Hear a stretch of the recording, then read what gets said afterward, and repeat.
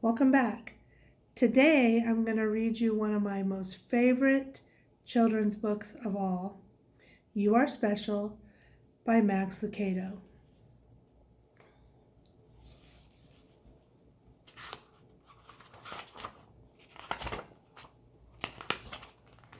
The Wemmicks were small wooden people.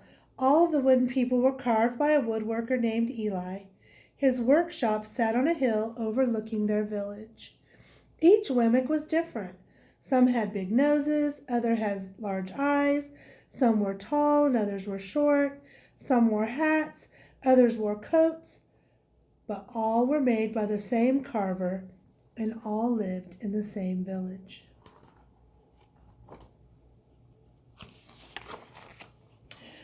And all day, every day, the Wemmicks did the same thing. They gave each other stickers. Each Wemmick had a box of golden star stickers and a box of gray dot stickers. Up and down the streets all over the city, people spent their days sticking stars or dots on one another. The pretty ones, those with smooth wood and fine paint, always got stars. But if the wood was rough or the paint was chipped, the Wemmicks gave dots.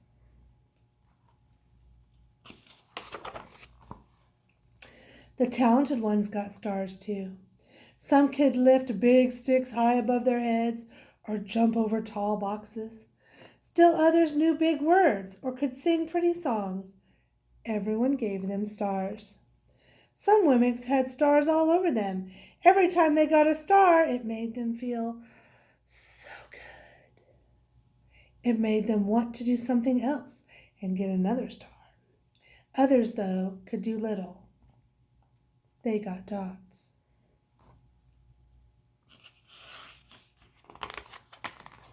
Punchinello was one of these. He tried to jump high like the others, but he always fell. And when he fell, the others would gather around and give him dots. Sometimes when he fell, his wood got scratched, so people would give him dots for that. Then when he would try to explain why he fell, he would say something silly, and the Wemmicks would give him more dots. After a while, he had so many dots that he didn't want to go outside. He was afraid he would do something dumb, such as forget his hat or step in water, and then people would give him another dot. In fact, he had so many gray dots that some people would come up to him and give him a dot for no reason at all.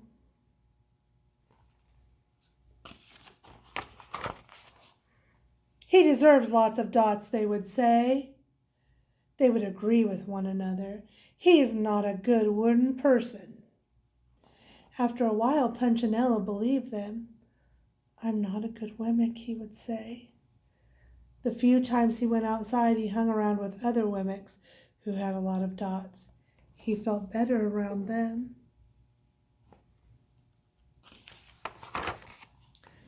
One day, he met a Wemmick who was unlike any other he had ever seen. She had no dots and no stars. She was just wooden. Her name was Lucia. It wasn't that people didn't try to give her stickers. It's just that the stickers didn't stick. Some of the Wemmicks admired Lucia for having no dots, so they would give her stars. But it would fall off. Others would look down on her for not having any stars. They would try to give her dots, but they wouldn't stay either. That's the way I want to be, thought Punchinello. I don't want anyone's marks. So he asked the stickerless Wemmick how she did it. It's easy, Lucia said.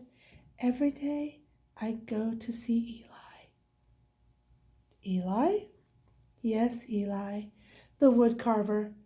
I sit in the workshop with him. Why? Why don't you go find out for yourself? Go up the hill.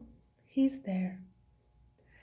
And with that, the Wemmick who had no stickers turned and skipped away.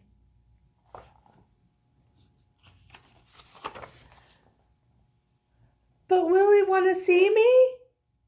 Punchinello cried out. Lucia didn't hear. So Punchinello went home.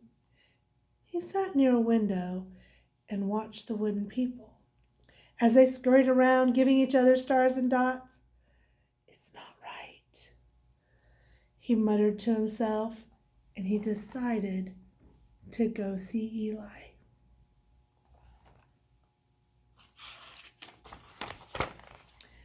He walked up the narrow path to the top of the hill and stepped into the big shop. His wooden eyes widened at the size of everything. The stool was as tall as he was. He had to stretch on his tiptoes to see the top of the workbench. A hammer was as long as his arm. Punchinello swallowed hard. I'm not staying here. He turned to leave. Then he heard his name. Punchinello! The voice was deep and strong. Punchinello stopped. Punchinello, how good to see you! Come, let me have a look at you. Punchinello turned slowly and looked at the large bearded craftsman. You know my name? The little Wemmick asked. Of course I do. I made you.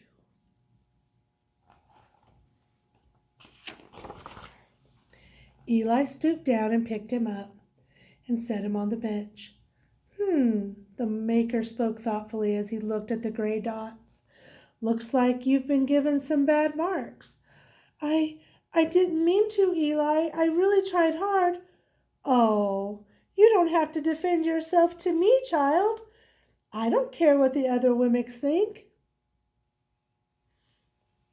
You don't? No, and you shouldn't either. Who are they to give dots and stars? They're Wemmicks, just like you. What they think doesn't matter, Punchinello. All that matters is what I think.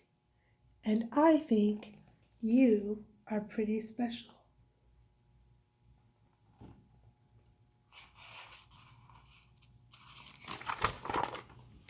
Punchinello laughed. Me special? Why? I can't walk fast. I can't jump. My paint is peeling. Why do I matter to you? Eli looked at Punchinello, put his hands on those small wooden shoulders, and spoke very slowly. Because you're mine. That's why you matter to me.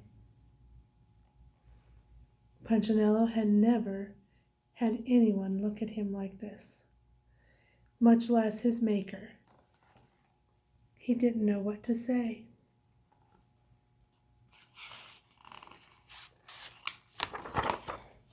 Every day I've been hoping you'd come, Eli explained. I came because I met someone who had no mark, said Punchinello. I know, she told me about you. Why don't the stickers stay on her? The maker spoke softly. Because she has decided that what I think is more important than what they think. The stickers only stick if you let them. What? The stickers only stick if they matter to you.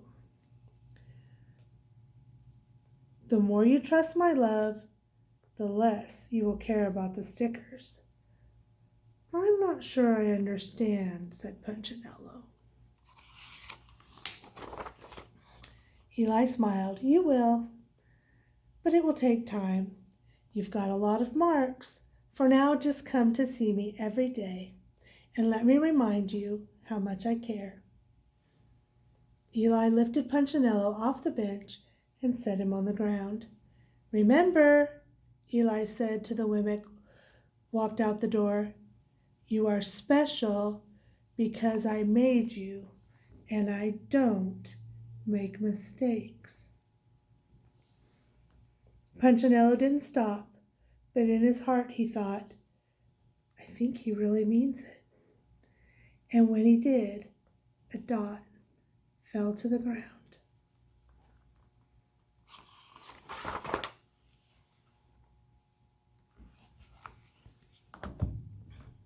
I'm not going to say much about this book. I just want you to think about it. want you to think how precious and special you are.